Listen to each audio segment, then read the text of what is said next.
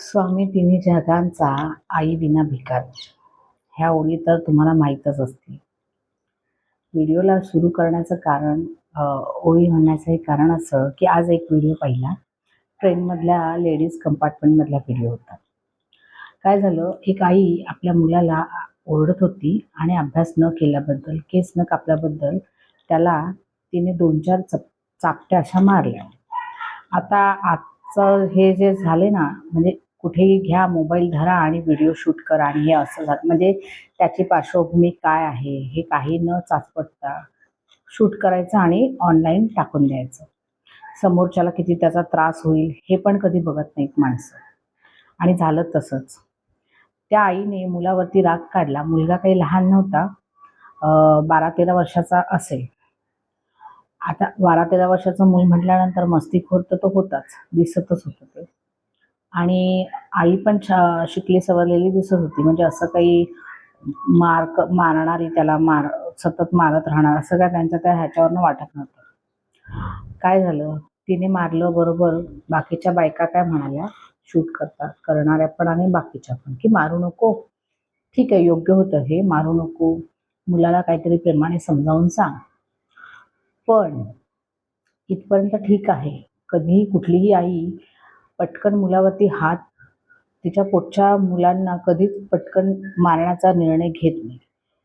अभ्यास न करणं वगैरे, शिस्त लावणं ही गोष्ट. पण ती जरा तिने मारलं ते कोणाला पाहावलं नाही. पण याच्या मागे त्या आईला पण काहीतरी त्रास झाला असेल. तिची मानसिकता बिघडली होती. कारण का ती जे वाक्य म्हणत होती, की माझा राग आता शांत झाला, म्हणजे ती फ्रस्ट्रेट झालेली बाई दिसत होती. आणि खरं तर हे याला कारणं बरीच असू शकतात ना. तिच्या घरातलं वातावरण कसं आहे, ती जिथे काम करते तिथे काही तिचं झालंय का, पैशाची अडचण आहे का, काही कोणी आजारी आहे का. आणि ह्या सगळ्यांचं मुलांना कधी कधी कळत नाही. ते आपल्या धुंदीतच असतात, मस्ती करतात, सांगितलेलं ऐकत नाहीत. आणि मग एका वेळेला असं होतं, आउट ऑफ कंट्रोल झाल्यामुळे आईचा राग अनावर होतो आणि मुलांना 2-4 फटके पडतात. बरं, तो मुलगा लहान नाहीये, मस्ती करणारा होता.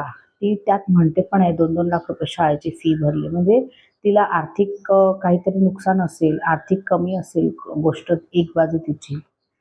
ह्या सगळ्या गोष्टी बघाव्या लागतात. नुसतं आपण बोलायचं म्हणजे आईला बोलताच कामा नये, की तिने हे. आता मी काही चाइल्ड सायकॉलॉजिस्ट किंवा ह्या गोष्टीमध्ये तज्ञ नाहीये. पण मला पण असं वाटलं, की कधी-कधी माझ्या बाबतीत पण हे झालेलं आहे. अ, इतका काही प्रसंग मोठा होता, की त्या प्रसंगामुळे मला माझ्या मुलाला एक वेळ अशी आली होती, की खूप राग करावा लागला होता. आणि रागामध्ये मी 2-4 तिला चापट्या मारल्या पण होत्या.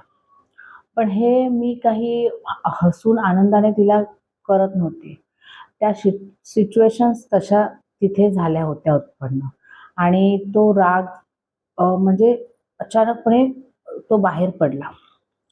मला सांगायचं हे आहे, की माझ्या मैत्रिणी, आया जितक्या आहेत, खूप आत्ताचं हे खूप पैशासाठी धावपळ आहे, कामाची नोकरी वाचवण्याची धावपळ आहे. बऱ्याच गोष्टींना त्यांना सफर करावं लागतंय. आणि घरात पण आता असं वातावरण वाढलंय, की प्रत्येकजण आपापल्या ह्याच्यातच असतो. त्यामुळे बोलण्यासाठी मोकळीक सुद्धा नसते त्यांच्याकडे. कोणाशी आपल्या भावना शेअर कराव्यात काय. ट्रेनच्या डब्यामधल्या मैत्रिणी तेवढ्यापुरत्या असतात, ऑफिसमधल्या मैत्रिणी तेवढ्या काय, म्हणजे कोणाला आपलं रडगाणं सांगावं हे सुद्धा त्यांना एक मोठा प्रश्नच असतो, की काय करायचं नाही. मग हे सगळं दाबून ठेवलं जातं आणि एखाद्या वेळेस असा काही होतो ब्लास्ट त्याचा, की मग त्याचे परिणाम सर्वत्र घरात त्या दिसतात. काय करायचं? आपल्याला खरंच म्हणजे मी सुद्धा हेच करते. आपल्याला नाही ह्या गोष्टी पचवता येत कधी-कधी. घरातल्या बऱ्याच अशा लहान-सहान गोष्टी असतात. आपल्याला हे स्वतःलाच एकटीला पेलायचंय. मग आपण काय करायला पाहिजे, की आपण ज्याला कोणाला जवळचं मानतो, मित्र, मैत्रीण, आई कोणी असू दे. घरातली हाउसहोल्ड जरी असेल ना, तरी आपण काय सांगायचं त्याला, तिला, की आपला जे काही त्रास होतोय, आपल्या ज्या काही भावना आहेत, कुणाला राग आलाय, कुठला प्रॉब्लेम आहे, तो आपण शेअर करायचा. काही कसली अपेक्षा न ठेवता. शेअर केल्याने काय होतं, आपल्या मनात जी चाललेली चलबिचलता असते, त्यावेळची ती जी भावना असते ती मोकळी होऊन जाते. आणि पुढे कधीतरी आपल्याला कधी या गोष्टींचा पुन्हा सामना करावा लागतो, त्यावेळेस असा इतका मोठा म्हणजे तो व्होल्कॅनो कसा फुटतो तसा होत नाही. आपण ते फार इझिली हँडल करू शकतो. त्यामुळे आता याच्या पुढे काहीही असू दे, तुम्ही कोणाशी तरी शेअर करा आणि मोकळ्या व्हा. काय होतं, हे तुम्ही असं दाबून ठेवता, ते सप्रेस होतं आणि असं दाबलं का असं पटकन ते स्प्रिंगसारखं उडून जातं. याचा राग बघा, एक एक मुलगी शिकली का अख्खं घर शिकतं. तसंच असतं. एक घरातली जी बाई असते, ती जर अशी कधी अशी राग रुसवा किंवा आरडाओरडा करते, मेंटली डिप्रेस होते, अख्खं घर मेंटली डिप्रेस होतं. नवऱ्यांना कसं असतं, त्यांचा थोडा अहंकारपणा जो असतो ना, तो असतो. तो कितीही शिकलेला असू दे, कोणत्याही छान मोठ्या हुद्द्यावर असू दे, समाजात वावरणारा असू दे, पण घरात आल्यानंतर चार भिंतीमध्ये त्याचा अहंकार हा जागाच असतो. त्यामुळे आता ह्याच्यात सो कॉल्ड आहेत काही नवरे, तर अपवाद त्यांना ठेवूया बाजूला आपण. पण 98% तर ते असेच पुरुष आहेत जे घरामध्ये त्यांचा अहमपणा दाखवतच असतात. आणि त्यांना ह्याचं काहीच पडलेलं नसतं. म्हणजे मुलं आपली दिवसभर आई काय सांभाळते किंवा ऑफिसमधून आल्यानंतर सुद्धा आई मुलांकडे किती लक्ष देते, हा ते बाबा तेवढं करू नाही शकत. नुसतं म्हणजे मुलांना कारमधून एक राउंड मारून आणला किंवा बाईकवरून एक राउंड मारून आणला, याचा अर्थ मुलं सांभाळलं असं होत नाही. सकाळपासून रात्री झोपेपर्यंत त्या आईची त्या मुलांमागे किती धावपळ असते. त्यात घरातली कामं असतात. जरी त्यांच्यासोबत हाऊसमेड असली तरी सुद्धा त्यांना बाकीची कामं करायची असतात. ऑफिस जाणारी आई असेल तर तिची अजून दमछाक, म्हणजे ऑफिसला जाण्याची घाई असते, तिथून आल्यानंतर पुन्हा घरातलं असतं. ह्या सगळ्या गोष्टी करता करता जेव्हा आपणच मेंटली डिप्रेस होणार, तर ते ह्यांना वाटतं की घर सुरळीत चालेल, पण तसं होत नाही. ते अस्तव्यस्तच होतं. मुलांचं शाळेचं नुकसान होतं कधी-कधी, किचनमधला सगळा जेवणाचं सगळं गणित बिघडतं. ह्यांच्या स्वतःच्या डब्याचं किंवा ह्यांच्या स्वतःच्या म्हणजे ह्यांना चहा सुद्धा करता येत नाही. मग ह्यांच्या चहापासनं सगळ्याच गोष्टी बोंबलतात. प्रॉब्लेम कोणाला होतो सगळ्यात शेवटी? पुन्हा येऊन जाऊन ते चक्र जे असतं ना, त्या चक्राचं पूर्ण काय म्हणतो ते वरचं ते बोट असतं ना, त्या बोटाला प्रॉब्लेम येतो आणि हे बोट कोण आहे? आपण आहे. कळलं का? हे बोट जर असं वेडंवाकडं होतं ना, तर ते चक्र पण तसंच वेडंवाकडं होतं.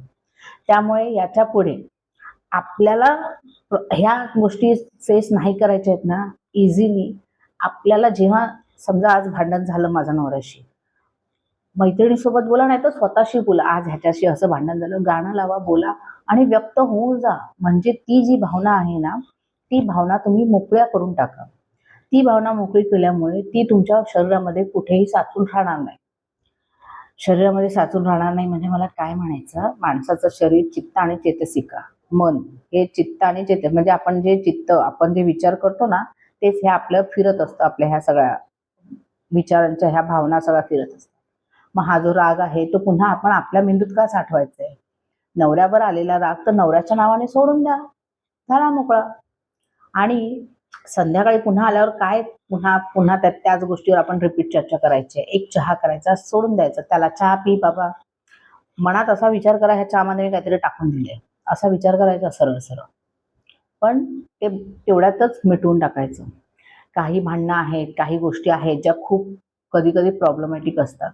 पण तुम्हाला एकट्याला हँडल नाही करता येत, तर मैत्रीण आहे, आई आहे, सासू कोणाच्या काही-काही सासू तर इतक्या छान असतात, त्या आईचं आईपण कमी कमी पडेल त्यांच्यापुढे. मग सासूसोबत बोला, नणंदबाई असतील, वहिनी असेल, जे नातं तुमच्या जवळ आहे, त्या नात्यासोबत तुम्ही ते डिस्कस करा. पण असे टोकाचे निर्णय घेऊ नका. मुलांवर राग काढू नका. आणि स्वतःला जितकं तुम्हाला पॉझिटिव्ह ठेवता येईल आणि काम ठेवता येईल तितकं काम ठेवा. ठीक आहे? हे जर आवडलं असेल तर व्हिडिओला लाईक, शेअर आणि सबस्क्राईब करायला विसरू नका. आणि तुम्हाला कधी असं वाटलं काही, तर माझ्याशी बोलण्याला सुद्धा काही संकोच करू नका.